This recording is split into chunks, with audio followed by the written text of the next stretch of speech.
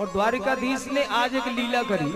नारद जी आते देखे कि नारद जी आज आ रहे हैं और भगवान ने ऐसा मुंह बनाया और ठाकुर जी इतने बेचैन इतने व्याकुल हो गए।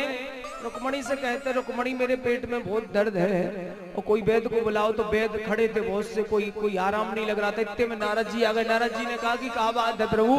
बोले बहुत जोरों से पेट में दर्द है नारद। बोले वैद्य रोग की दवा क्या है? तो भगवान ने कहा कि इस रोग की ये दवा है नारद कि जो सच्चा प्रेमी अपने चरणों की रज दे देगा तो मेरा दुख दूर हो जाएगा। अब नारद जी ने कहा कि बदले में,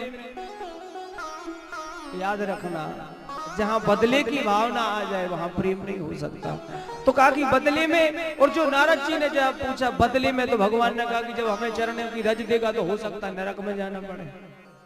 तो नारद जी ने कहा नहीं हम तो मजाक कर रहे थे, हम नहीं लेकिन कोशिश करते हैं कोई मिल जाए प्रेमी। तो नारद जी भागे मृत्यु लोक में। साहब कितनी जगहों पर गए, जहां भी जाएं, क्यों भैया तुम प्रेमी हो भगवान के? हाँ। अरे आप तो साहब गांव में नहीं, शहर में नहीं, पूरे जिला में पूछ लो, हम जैसा कोई भक्त हो ही नहीं सकता। तो बोले बस आप ही की जरूरत थी। क्यों? आपके चरणों की रज की जरूरत है। क्यों?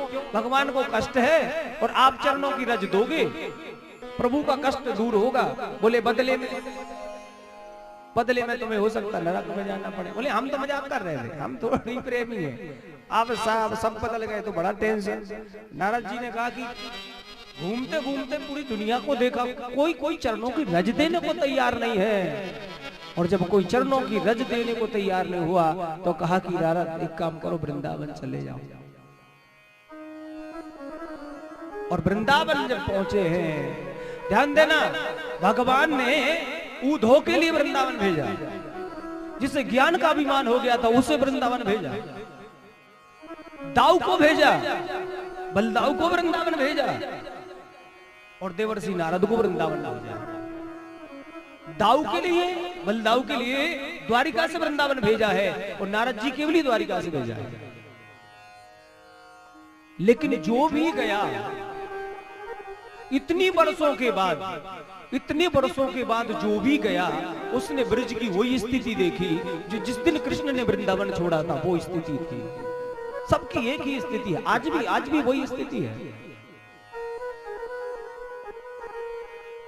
आज देवर्षि नारद ने सोचा कि चलो वृंदावन होते चले और देखे तो सही। और जब वृंदावन का हाल देखते हैं, वही हजारों गोपियों के बीच में किशोरी राधा बैठी है, वही गोपियां और किशोरी राधा की बस एक ही चर्चा है, केवल कृष्ण की चर्चा, बाकी कोई काम धाम नहीं।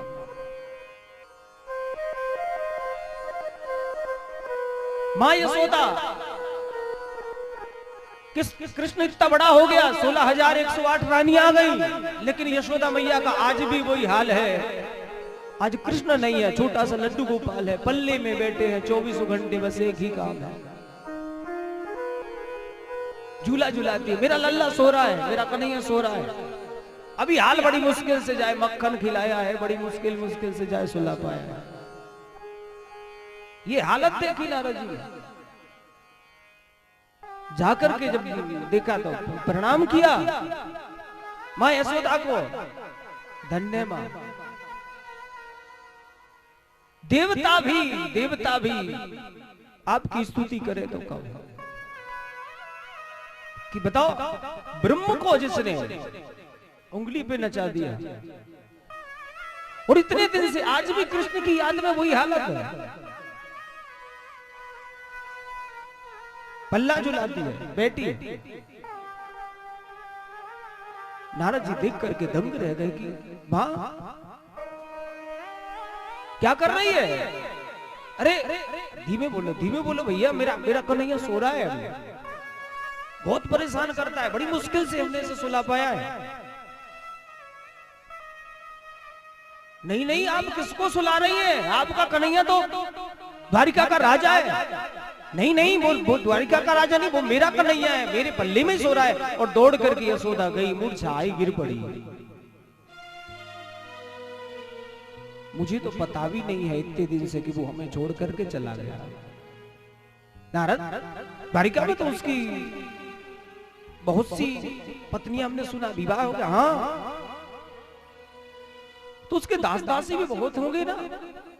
हाँ, मेरा एक संदेशा कह देना मेरे कृष्ण से कि कन्हैया,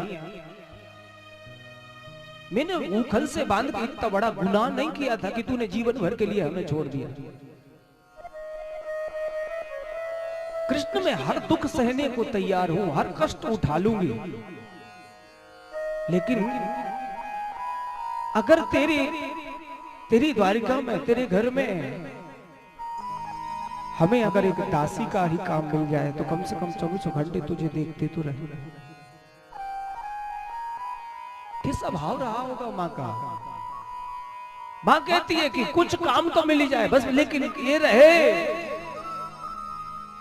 कि बस किस्म तुझे देखती रहूं। आज देख करके दंग रह गए। नारद की भी बुद्धि, नारद वो है कि जो कभी करुणा में नहीं आते, हमेशा प्रसन्न रहते, लेकिन नारद को भी करुणा में ब्रज में आ गए। गोपियों के पास गए और गोपियों के पास में जाकर के देखते हैं तो वही स्थिति है। सब गोपियां किशोरी राधा को स्वप्न सुना देती है। आज तो कन्हैया आए थे मेरे घर, मैं सोई तो रात में आए थे, मेरे घर से माखन चुरा के भागे और लाडली जी, और जैसे ही मैंने पकड़ा मेरी नींद खुल गई। कोई कह रही थी आज मेरे घर तक आए, पनघट से घर तक आए, मुझ पे मटकी उठाते नहीं बन रही थी, तो कन्हैया ने मटकी मेरे सर पे रखी, घर तक पीछे पीछे आए, और जैसे मैंने मुड़ करके देखा तो मेरी नींद खुल गई। किशोरी राधा केवल सबके स्वप्न सुन रही थी और खाली रो रही थी। कहने लगी कि प्रणाम करती हो सखियो तुम्हें, क्यों? क्योंकि तुम्हें नींद आती है। स्वप्ने पश्यन्ति कांतम धन्यास्ते सखियो सीता, अस्माकं तु गता कांते गता निद्रा पिबेरिणी। जिस दिन से वो गया है वो तो हमारी नींद लेके गया है। मैं चाहती हूं कि मुझे भी नींद आए, और नींद आए और मैं सोऊं, मैं भी सपना देखूं, लेकिन मुझे सपना, नींद कहां, जब नींद आए तब सपना। बस 24 घंटे इन गोपियों को केवल कृष्ण की याद और कृष्ण की याद का सहारा है। हर बार सावन आता है चला जाता है,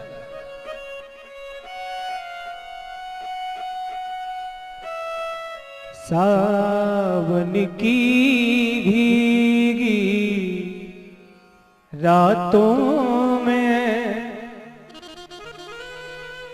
जब चांद खिले बरसातों में, जब छेड़े सखियां बातों में,